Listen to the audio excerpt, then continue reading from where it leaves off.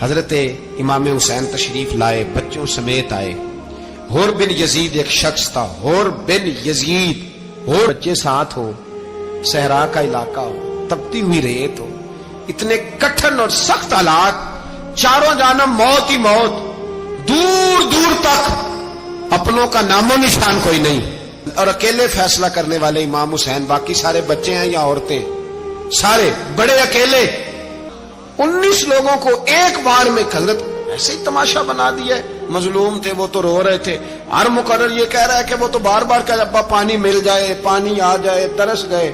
خدا کا خوف کرو، یہ دلیر لوگ تھے، ان کی باتیں آج بھی پڑھ کے دلیری پیدا ہوتی ہے، دلیری پیدا ہوتی ہے، دلیری۔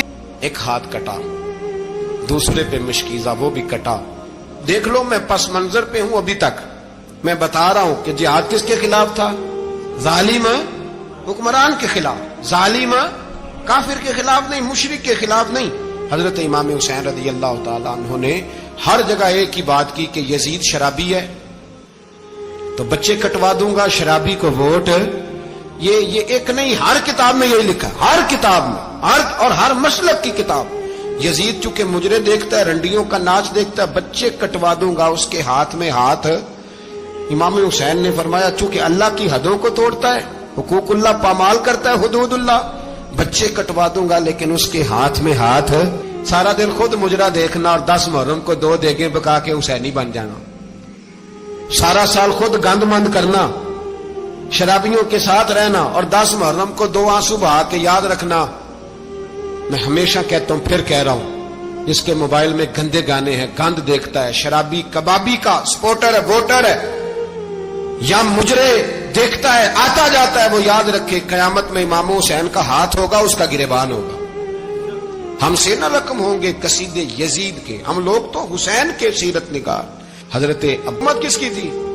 تو پھر یزید نے عبید اللہ ابن زیاد کو سزا کیوں نہیں دی، بلکہ ایک جگہ 2 گورنریاں دی؟ ہمارا کسی بندے سے جائیداد کا رٹا نہیں، ہم تو چاہتے ہیں امت اکٹھی ہو جائے، لیکن جو بندہ نبی پاک کی ماں کو دوزخی کہے، حضور کے باپ کو جہنمی کہے، یزید کو امیر المومنین کہے، اس کے ساتھ اتفاق رائے کر لیا جائے، یہ مذہب ہماری سمجھ میں نہیں آتا، بالکل نہیں آتا، قطعاً نہیں ہماری سمجھ میں آتا۔ کیسے اتحاد کر لیا جائے؟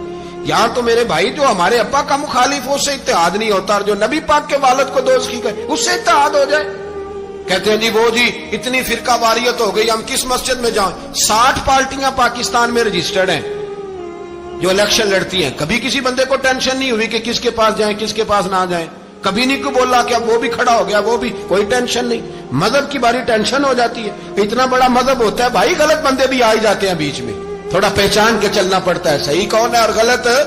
اور یہی تو ہمیں امام حسین نے بتایا ہے کہ مذہب کے اندر ہی تم نے شناخت کرنی ہے کہ بندہ ٹھیک کون ہے اور بندہ غلط۔ یہی تو کربلا ہے، یہی تو امام حسین نے بتایا، کفر اسلام نہیں، حق اور باطل۔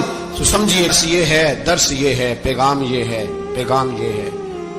یاد رکھو موت تیزی سے آ رہی ہے، ہمارے ساتھ والے دائیں بائیں والے سب چلے گئے، اسی طرح نمبر لگے گا، ایک دن اعلان ہوگا۔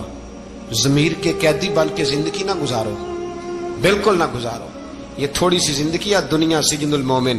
حق بات کرو، حق پہ ڈٹنا سیکھو، دین سمجھو، خبردار رسول پاک صلی اللہ علیہ وسلم کے دین میں ظالم، جابر، فاسق، فاجر کی کوئی گنجائش قطعاً نہیں ہے۔ اپنے آپ کو سمیٹو، اپنے آپ کو سنبھالو، دین میں اپنا کردار ادا کرنے کی کوشش کرو۔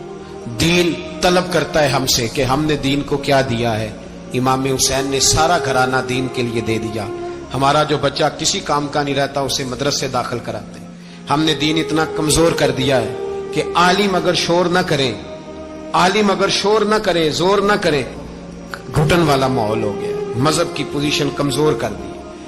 اب جہاں تک اس بات کا تعلق ہے جی فرقے ہو گئے، تو میرے بھائی یہ کوئی اتنی خطرناک بات، یہ کوئی اتنا مشکل معاملہ نہیں ہے۔ یہ تو امام حسین نے بتا دیا تھا کہ یزید کے طور پر ایک غلط فرقہ کھڑا ہو گیا ہے، لہذا اس کا مقابلہ کرنا ہے، اس میں کوئی بری بات ہے؟ لیکن ایک سبق ہے بزرگوں کا کہ اگر سچی بات بھی نہیں کرنی تو پھر اس منبر کا حق ادا نہیں ہوتا۔ جو سچ بولے وہ حسینی ہے، جو ظالم کے سامنے کھڑا ہو جائے وہ حسینی ہے، جو مصلحت کوش ہو، جو کہے ٹائم نہیں، گراؤنڈ ریالٹی نہیں، حالات نہیں، طبیعت نہیں، موقع نہیں، تو ابھی امام حسین کے پیغام کو نہیں سمجھا.